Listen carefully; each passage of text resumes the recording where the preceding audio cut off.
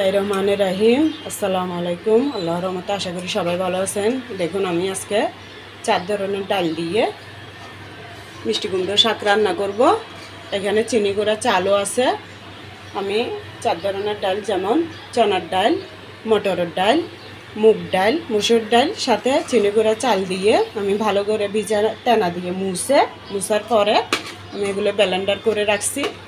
এগুলো দিয়ে আমি এক এক সময় এক এক রান্না করে খাওয়া হয়। যেমন আজকে মিষ্টি কুমড়োর সাথে রান্না করতেছি। এই যে এগুলো আগেই সিদ্ধ বসাই দিয়েছি। ডালের মধ্যে হালকা একটু ছোটো 4 চামচগুলোয় আধা চামচ আদা বাটা, রসুন বাটা দিয়ে সিদ্ধ বসাই দিছি। এরপরে সিদ্ধ হওয়ার পর এখন আমি মিষ্টি কুমড়োগুলো দিয়ে দিচ্ছি।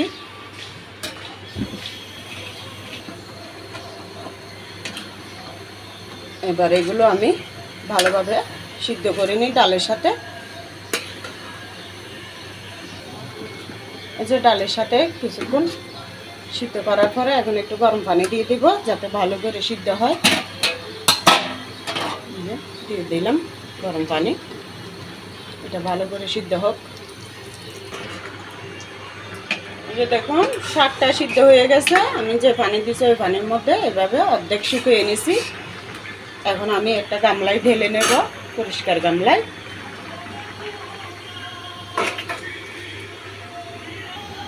এই যে হাঁড়িটা ধুয়ে আবার বসিয়ে দিলাম। এবার সয়াবিন তেল দিয়ে দেব, সাদা সয়াবিন তেল। থেতে করে রাখা রসুনগুলো দিয়ে দেব। এবার পেঁয়াজ দিয়ে দেব একটু।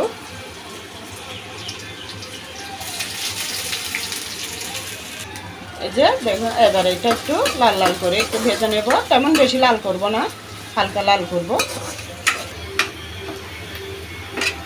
এই যে দেখুন এটা হালকা ভাজা ভাজা হওয়ার পরে এখন আমি আরেক মশলাগুলো দিয়ে দেব। এই যে দেখুন একদম ছোট 4 চামচগুলোয় আমি 1 চামচ জিরা বাটা দিয়ে দেব। আপনারা যদি আস্তেও পছন্দ করেন আস্তেও দিতে পারেন, কারণ আমাদের ঘরে কেউ গোটা জিরা খেতে চায় না, তাই দিলাম না। যে যেভাবে ভালো লাগে ওভাবে দিবেন।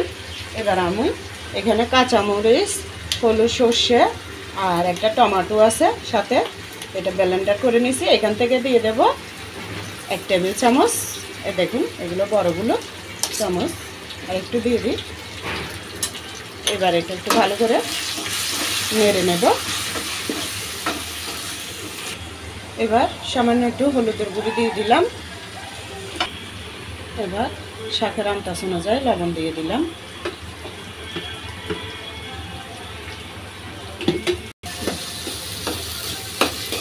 তাড়াতাড়ি করো। এই যে এবার এগুলো একটু নাড়ার পর দিয়ে দেবো শাকগুলো।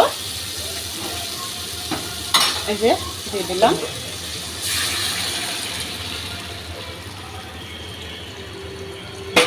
গামলাটা ধুয়ে একটু পানি দিয়ে দিলাম।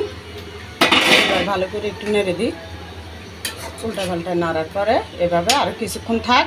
আমি হওয়ার আগে একটু ধনিয়া পাতা দিয়ে 1 মিনিট পর নামাই ফেলবো। এখন না, ধনিয়া পাতা দেওয়ার পরে 1 মিনিট পরে। এবার আমি একটু আবারও কাঁচামরিচ দিয়ে দেবো, কারণ ওই যে সর্ষের সাথে কাঁচামরিচ বাটা দিছি ওটা একদমই ঝাল লাগতেছে না, তাই আবার 4-5টা কাঁচামরিচ কেটে দিয়ে দিলাম। সাথে একটু ধনিয়া পাতাও দিয়ে দেবো।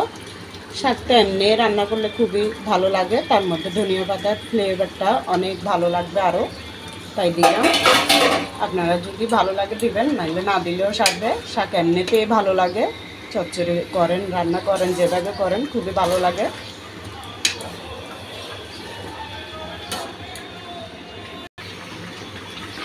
এই যে দেখুন আমার শাকটা হয়ে গেছে। এটা ডাল দিয়ে রান্না করছি, তো এই পর্যায়ে যদি আমি নামাই তাহলে ঝোলটা ঠান্ডা হলে আরও টেনে যাবে। আমি এইভাবে রাখলাম। আপনারা যে যেভাবে পছন্দ করেন ওইভাবে ঝোল রাখবেন। আর কালকে একজন আপু আমাকে সাবস্ক্রাইব করছিল, মানে 29তম। এখন হঠাৎ করে আবার কি মনে করে আজকে তো দুপুরে দেখি যে সাবস্ক্রাইবটা উঠে গেছে। কী জন্য, কী কারণে হয়েছে এটা আমি জানি না। যাক, তারপরে যে আপুটা আমাকে সাবস্ক্রাইব করছে 29 নম্বরে, ওনার প্রতি আল্লাহ রহমত করুক। এমনও সময় আসবে যে উনি আবারও আমাকে সাবস্ক্রাইব করবে, আমার বন্ধু হয়ে আমার পাশে থাকবে। তো সবাই ভালো থাকবেন। আমার রান্নাগুলো যদি ভালো লেগে থাকে তাহলে একবার হলেও করে দেখবেন। এই ধরনের রান্নাগুলো খুবই ভালো হয়, খেতেও মজা লাগে। তাই সবাই ভালো থাকবেন। আল্লাহ হাফেজ। আসসালামু আলাইকুম।